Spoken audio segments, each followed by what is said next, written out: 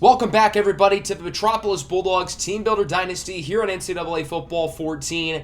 Today we have the season number 3 recruiting special here for the Metropolis Bulldogs, in which we're going to look into the high school ranks and take a look at some film, highlights, and analysis of most of the players on Metropolis's recruiting board. Today's recruiting special is going to be pretty much just like any other recruiting special in the past I've done on the channel, so we're not going to waste any time and hop right on into it. I do want to point out before we start, we've gone for a very interesting geographic strategy when it has come to recruiting.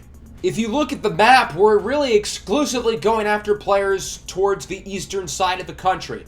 We're not going after anybody west of the Mississippi, except for one player in Canada. The most western player we're going with is someone in eastern Wisconsin, so not even more west than the Great Lakes. So we are really focusing on the eastern half of the United States and our recruiting efforts, specifically in our pipeline states, which are Ohio, Pennsylvania, Maryland, and Washington, D.C. For those who need a reminder of what the recruiting rules I have put on myself look like, there they are. Keep in mind, we are a 2-star prestige school, and most of these rules don't apply to the subscriber-made custom recruits. I will point those out throughout the episode because I want to give myself an opportunity to be able to get these subscriber-made players, but most of those rules apply to everybody else. So as we start at quarterback and running back, we're not going after anybody at those two positions just because I feel like we're quite good at those spots, particularly running back, but even QB as well. I think we're solid with Castillo and Roberts, whichever one wins the starting job for the next few seasons. There are a number of custom recruits at both positions scattered throughout the class. Nakani Kai is the number 6 quarterback in the class. He currently plays for Archbishop Carroll in Washington, D.C. It's pretty much a foregone conclusion that he's going to go to Alabama, so he appears to be the replacement for Bryce Young. Those are going to be big shoes to fill. The other quarterback custom recruit we have for this recruiting class is Jackson Crew, who is most likely going to North Texas or Wyoming. Alabama would probably have a horse of a fight if they weren't going after Nakani Kai. We have one running back amongst the custom recruits, that is Chase Gentry. Pretty much a guarantee he is going to Tennessee, so he's going to stay at home and become a volunteer. Let's now talk about the players on our board, finally. Starting at wide receiver, Win Go is a 3-star from Washington, D.C. He most recently has played for Gonzaga College High School. Win Go is a talented player. Talk about reliable. Somebody who has really steady hands and may not make the game-breaking play. He's not someone with elite athleticism or elite ability off the catch, but he's 6'3". He has good hands. He can make plays in traffic along with being open, and he's just very reliable. There's also JUCO sophomore Shannon Dixon. He's one of our 3 low-lock players on the board. We have specific rules for them. Again, if you need to go back and check that, feel free to do so. But the reason why I like Dixon is that he's 6'6", and he runs a sub 4.5. So there's some upside with him for sure. We have one tight end Timmy Bernard. This isn't a very big-time race currently, but there are a lot of teams vying for his services. I do already think we have the tight end of the future on our roster with Giorgi Bucciarelli, who we got last year in recruiting, but Timmy Bernard could be a solid contingency plan as well. Looking at the offensive skill position players for custom recruits, we have C.J. Harsh, who is already committed to Ole Miss, the only custom recruit who is already committed to a school up to this point. There's Hakeem Bowe. I was going after him, but Cal and UCLA are just way too far up for him, so I didn't think there was a realistic opportunity for us to land him, so unfortunately, he was taken off our board. The number 1 receiver is actually Freddie Kings, another custom recruit. It looks like he is staying in the state of Maryland and will become a Terrapin. So one of our rivals is going to get the number 1 wide receiver in the entire class and the number 7 overall player in the country. We have one custom recruit tight end, that is Anthony Blanchard Jr. He is most likely headed to Pitt. I had him on the board for a short time, but again, Pitt was going after him too hard.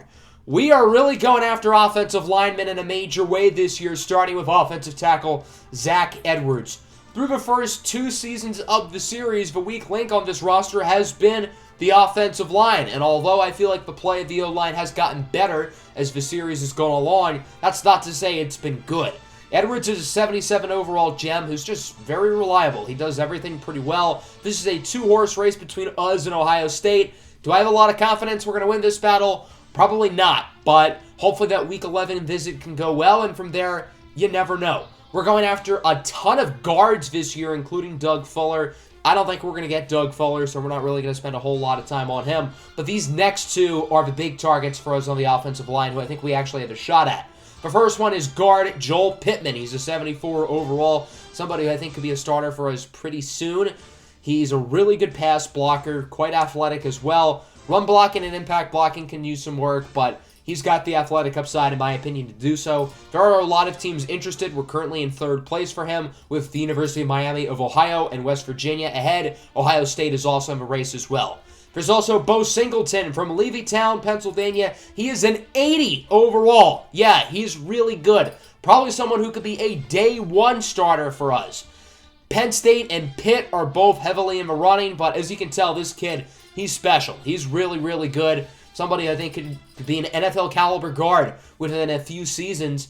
So hopefully we can land him. Notre Dame and Ohio State are also interested, but I think it'll be probably Penn State or Pitt. Maybe we pull off the upset with him. And then Lehigh Harris is sort of a backup plan. He's not as good as the other guys, but still solid. There's center Matt McCoy from Regina, Canada. He's not all that special, but he's Canadian, so that's fun. Most of the talent in our recruiting class here comes on the defensive side of the ball. This is where we get to the interesting part of the video, in my opinion, as we start with James Williams, a 4-star pass rusher from Franklin, Ohio. This is another two-horse race with Metropolis and Ohio State. So again, do I feel confident about this one?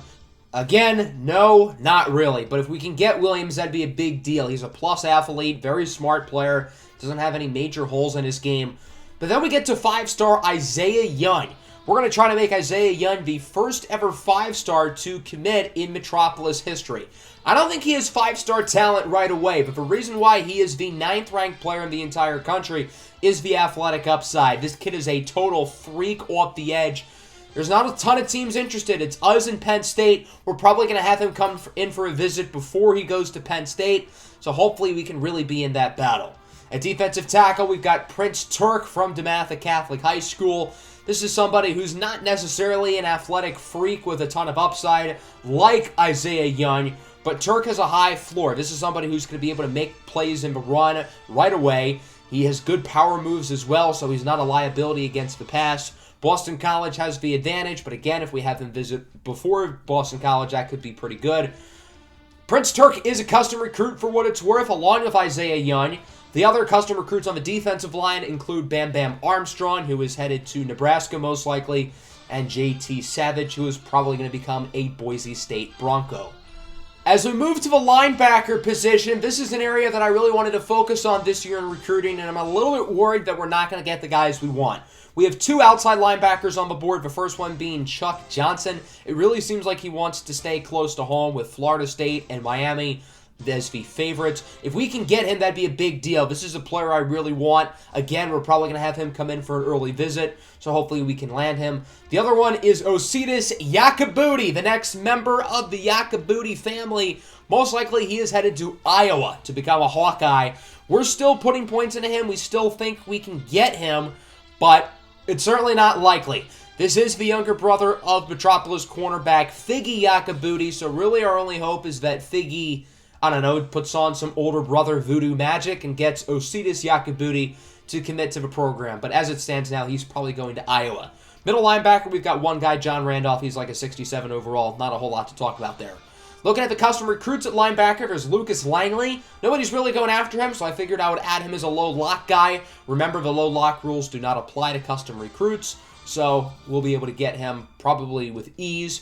There's Daryl Darren. I actually had him on the board for a short time being, but it seems like some of those other teams like Nebraska or LSU is probably going to be able to get him before we could really make some noise. He doesn't have any scholarships yet, so we could always go back to him.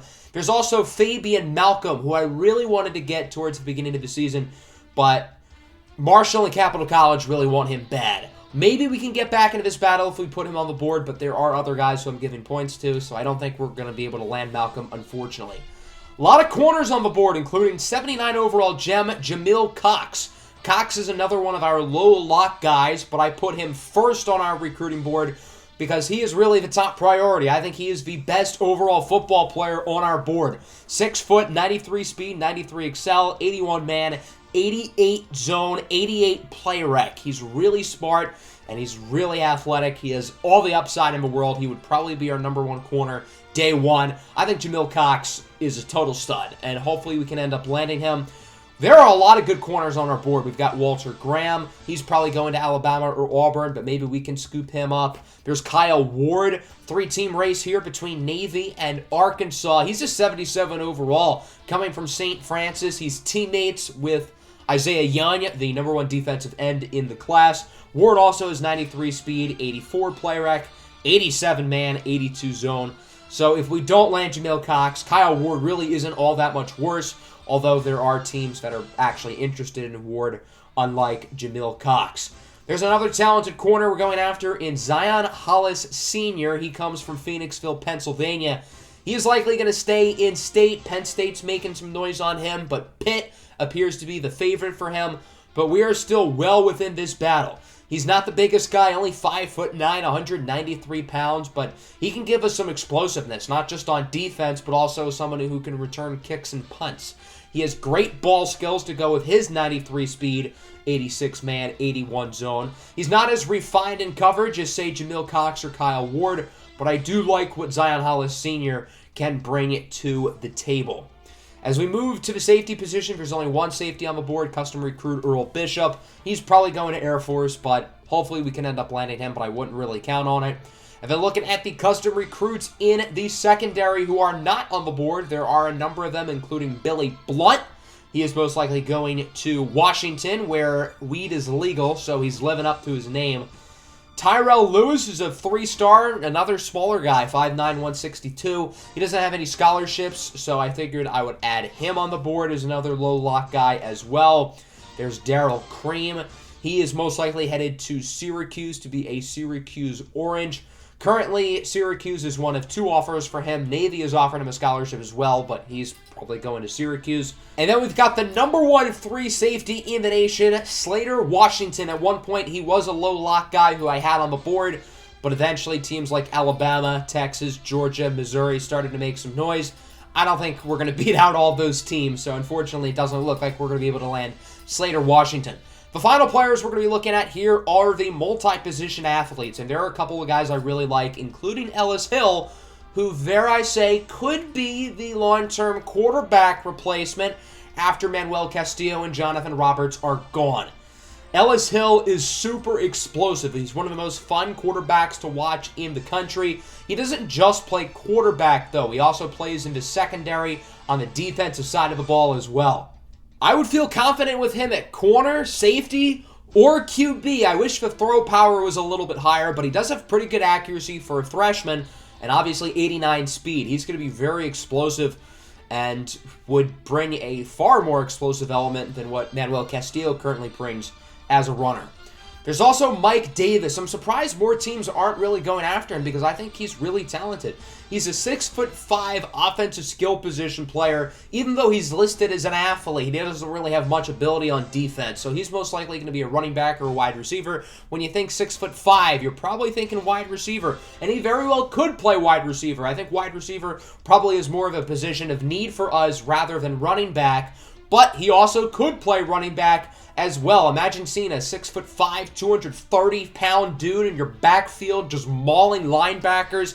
I think that'd be fun. So if we do land Mike Davis, which I think we've got a good shot of doing, we'll see what we end up doing with him.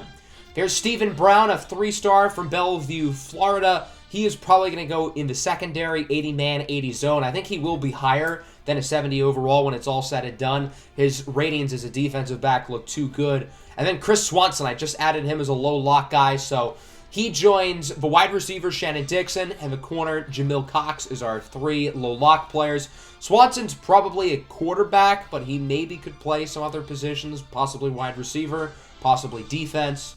So there you go. That's what the recruiting board looks like here for year number 3. A whole lot of fun and talented players here who I think will have an opportunity to be big-time Metropolis Bulldogs here in the future, and I'm excited to see which of these players commit. I don't think it's going to be as big of a recruiting class as last year's, but we're really going for quality over quantity in this class. Even if we only get like 13 or 14 good players on scholarships, I think they're all going to be really good. So as we wrap up today's episode, keep in mind we are doing 4 games per episode here for the rest of the season. Our next 4 games in the next episode will be Memphis, Clemson, East Carolina, and USF. I think Memphis and Clemson are probably the 2 best games on the slate. Keep in mind, we're going to play 2 full games, and we're going to simcast the other 2. So let me know which 2 games you would really like to watch in specific. Certainly going to play that Clemson game, but of the other 3, which would you guys like to see? I think I'm probably going to end up picking Memphis, but I do want to see what the comments end up saying about that. So that's going to wrap up the video. Make sure to hit the like button and subscribe to the channel if you are new and enjoyed. Peace out. Go Dogs.